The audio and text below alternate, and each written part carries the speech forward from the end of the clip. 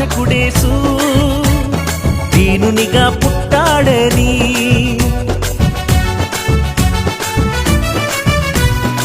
ఆకాశంలో ఒక దూత పలికింది శుభవార్త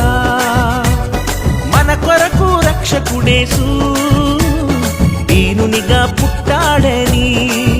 పాప శాపమే తొలగించుటకు గొప్ప రక్షణ మనకిచ్చుటకు పాప శాపమే తొలగించుటకు గొప్ప రక్షణ మనకిచ్చుటకు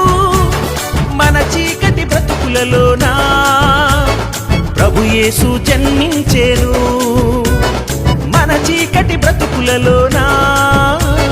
ప్రభు యేసు జన్మించెను